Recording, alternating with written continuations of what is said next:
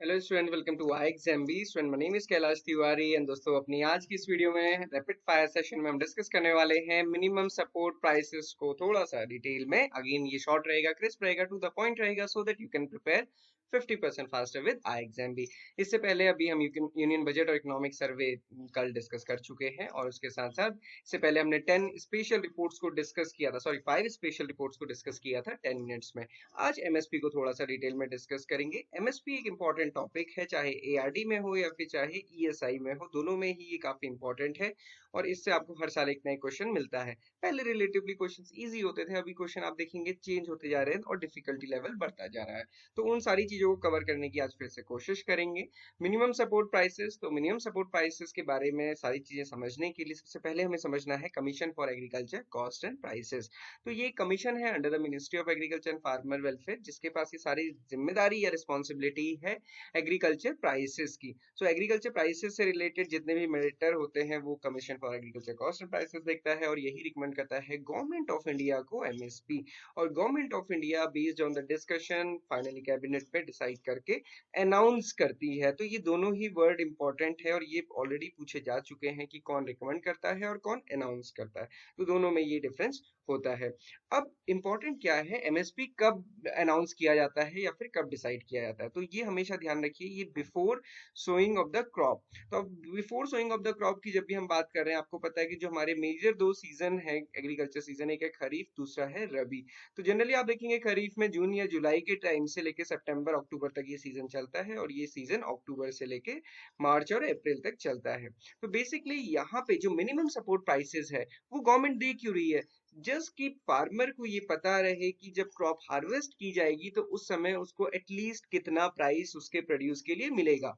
तो ये डिसीजन वो फार्मर ले सकता है कि अगर उसकी एक्सपेक्टेड ईल्ड या एक्सपेक्टेड हार्वेस्ट इतना है तो उसको कितना प्राइस मिलेगा, और क्या उसकी कॉस्ट ऑफ प्रोडक्शन वगैरह उसमें निकलेगी कि नहीं निकलेगी। तो बेसिकली ये डिसीजन मेकिंग में काफी ज्यादा हेल्प करता है फार्मर को। तो इसलिए जो एमएसपी है ये before the sowing of crop decide कर दिया जाता है, ताकि सोइंग से पहले ही उसे पता चल जाए कि भैया क्रॉप इतने में बिकेगी, और ये एक्सपेक्टेड उसकी जो हार्वेस्ट या फिर एक्सपेक्टेड हार्वेस्ट के अकॉर्डिंग कितना उसका एक्सपेक्टेड रेवेन्यू रहेगा वो डिसाइड कर सके, और उसके बेसिस पे वो सिलेक्शन कर सके कौन सी क्रॉप लगानी है कौन सी नहीं लगानी है। तो अब आपको ये पता चलिए कि एमएसपी कब अनाउंस किया था, before the sowing of crop. अब आप देखिए एमएसपी कब अनाउंस किया गया खरीफ क्रॉप के लिए, 7 जून 2023 को। अभी तक till date MSP for rabi season अभी तक अनाउंस नहीं किया गया है। तो आप देख सकते हैं अक्टूबर की स्टार्टिंग हो चुकी है, पैडी हार्वेस्ट होना शुरू हुआ है, वीट की अभी सोइंग नहीं हुई है। तो इससे पहले, वीट की सोइंग होने से पहले एमएसपी रबी के लिए भी डिसाइड कर दिया जाएगा। अगर 10 तारीख से पहले डिसाइड कर दिया गया तो आपके एग्जाम के लिए इंपॉर्टेंट होगा, जरूर पढ़ के जाइएगा। इंपॉर्टेंट क्या है, पैडी के लिए कितना एमएसपी फिक्स किया गया है, आप देखिए 2183, लास्ट ईयर 2040 था। इसके कंपैरिजन में 143 रुपीस का इंक्रीज है। सिमिलरली ग्रेड ए पैडी में आप देखेंगे 2203, और लास्ट ईयर 2060 रुपीस था, 143 का इसमें भी इंक्रीज है। एक बार सारी ही क्रॉप्स जितनी एमएसपी के अंदर है वो आपको देखनी है। इंपॉर्टेंट ये है कि एमएसपी के अंदर क्रॉप कितनी है, अपने माइंड में इस आंसर को रखिए और फिर आगे डिस्कस करते हैं। तो ये सारे एमएसपी हैं, इनको भी हम थोड़ा आगे चल के डिस्कस करेंगे। पहले ये देखते हैं कि एमएसपी है क्या। सो एमएसपी कौन अनाउंस करता है, गवर्नमेंट ऑफ इंडिया करती है, रिकमेंडेशन बाय द सीएसीपी। और ये हमेशा सोइंग सीजन के स्टार्टिंग में ही अनाउंस कर दिया जाता है, सर्टेन क्रॉप्स के लिए, सारी क्रॉप्स के लिए नहीं है, क्योंकि लिमिटेड क्रॉप्स हैं और वो मेजर क्रॉप्स है। एम क्या है, हार्वेस्टिंग के टाइम पे जैसे आप देखते हैं कहीं पे जब भी बम्पर क्रॉप होती है, हार्वेस्टिंग के टाइम पे जो मंडी है, एग्रीकल्चर एपीएमसी मार्केट है, वहां पे फार्मर्स को प्राइस अच्छे नहीं मिलते हैं। तो ये सारा जो शार्प फॉल है उसकी वजह से जो लॉस है उसको अवॉइड किया जा सके, और फार्मर को एग्रीकल्चर कंटिन्यू रखने में हेल्प मिले। Protect producer farmer against the excessive fall in price during the bumper production year. Okay, ये गारंटीड प्राइस है by the government of India, और ये बेसिकली फार्मर को हेल्प करता है कि उसको डिस्ट्रेस सेल करने में, मतलब एटलीस्ट जो कॉस्ट ऑफ प्रोडक्शन है वो अच्छे से निकल जाए, या फिर जो बेसिक उसको मिलना चाहिए वो मिले। डिस्ट्रेस सेल का ही मतलब ये होता है कि उसको अपनी जरूरतों के लिए कैसे भी प्रोड्यूस को बेचना है, चाहे कितने में भी बेचना पड़े, तो उस समय कोई उसका फायदा ना उठाए, इसलिए इसको फिक्स किया गया। आप देखेंगे ये एमएसपी फिक्स किया गया है इस बार के लिए खरीफ मार्केटिंग सीजन 2023 एंड 24 के लिए। एक बार सारी ही क्रॉप्स को गो थ्रू करना है। तूर अरहर के लिए 7000 है, क्योंकि लास्ट टाइम भी लेंटिल और किसी पल्स का पूछा था, और वो पल्स ऐसी थी जिसका रिलेटिवली याद करना इजी था। तो थोड़ा सा एक बार आप सारी ही क्रॉप्स को देख लीजिएगा, रेंज आपको याद रहे। ओके, तो ये एमएसपी के बारे में था। अब एमएसपी में अगर आप आगे देखेंगे तो एमएसपी 22 क्रॉप्स के लिए दिया जाता है, mandated crops, and FRP for sugarcane, तो यहीं पे 23 क्रॉप्स हो गई। अब आप जब लिस्ट देखेंगे तो आप देखेंगे यहाँ पे 25 क्रॉप्स हैं। अब ये 25 क्रॉप्स कैसे हैं, ये थोड़ा सा डिस्कस करते हैं। अब जो लास्ट टाइम क्वेश्चन पूछा गया था, लास्ट टाइम ये क्वेश्चन पूछा गया था कि there are 22 mandated crops under the MSP, how many crops are there for the kharif season, rabi season and commercial crop. तो ये आपको लास्ट टाइम बताना था। तो आप देख सकते हैं कि कैसे कैसे क्वेश्चन चेंज हो रहे हैं। इससे पहले क्वेश्चन पूछे जाते थे कि कितनी क्रॉप्स के लिए, अब सीजन वाइज पूछा गया। अभी इस बार फिर से कुछ ना कुछ क्वेश्चन हो सकता है, बट ये क्योंकि इंपॉर्टेंट टॉपिक है तो क्वेश्चन आना लाजमी है।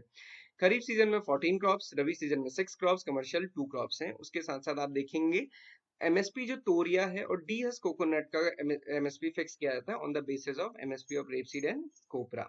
जो तोरिया है, तोरिया सिमिलर होती है रेपसीड एंड मस्टर्ड का, तो तोरिया का एमएसपी रेपसीड एंड मस्टर्ड के अकॉर्डिंग फिक्स किया जाता है। सिमिलरली डी हस कोकोनट का कोपरा के बेसिस पे।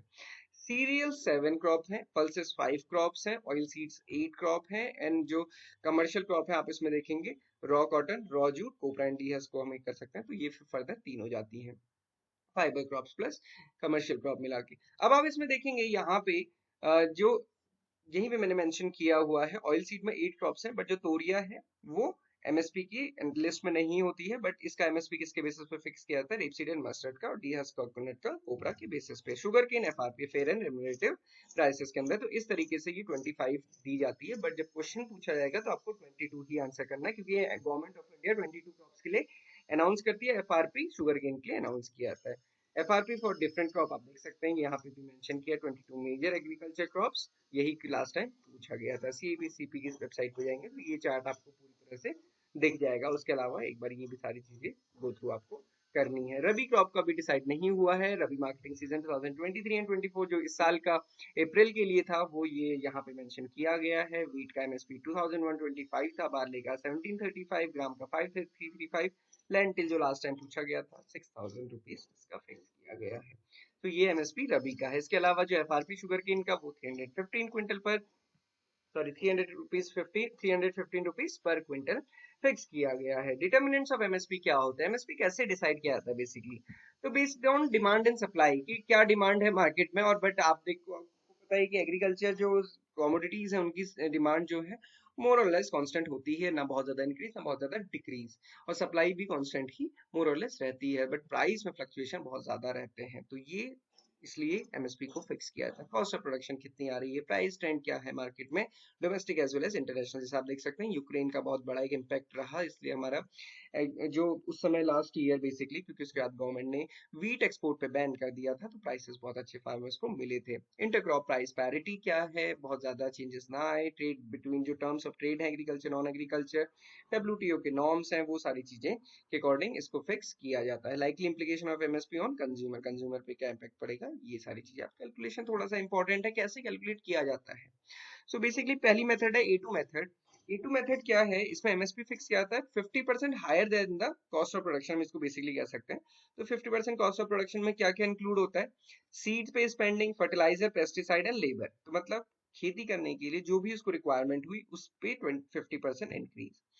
तो ये मेथड थी यार, इसमें ये था कि अब वो खुद से मेहनत कर रहा है, उसकी फैमिली मेहनत कर रही है, उसका तो कोई वैल्यू मिल नहीं रही है। अगर वो कहीं और जाके जॉब करेगा तो डेफिनेटली उसको कुछ ना कुछ मिलेगा।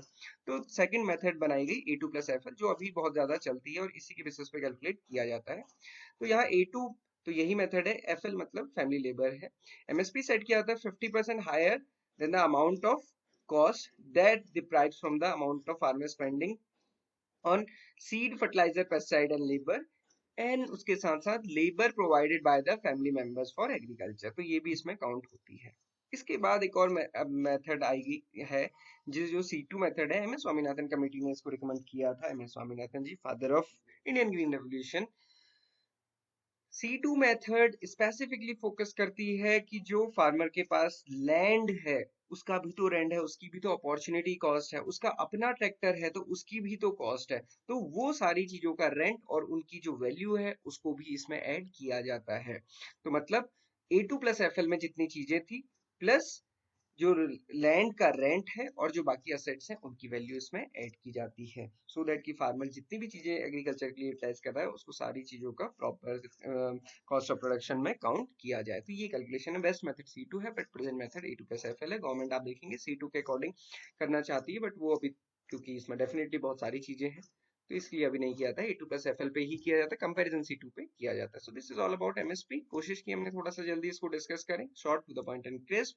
मॉक टेस्ट जरूर अटेम्प्ट कीजिए, आपको काफी हेल्प होगी। प्रीवियस ईयर पेपर भी आपको मिल जाएंगे। इसके अलावा कोई भी डाउट, क्वेरी, क्वेश्चन है आप हमें कमेंट बॉक्स में लिख सकते हैं। इसके अलावा अगर आपको लगता है कोई स्पेसिफिक टॉपिक हमें डिस्कस करना चाहिए तो आप कमेंट बॉक्स में कर सकते हैं। आप लोगों के बहुत सारे टॉपिक्स अभी आए हुए हैं ऑलरेडी, जो भी हमें उसमें ज्यादा इंपॉर्टेंट लगेंगे रिलेटिवली उसको हम डिस्कस करेंगे। इसके अलावा बाकी हमारी सीरीज चली रही है। So all the very best for preparing NABARD Grade A with IXM।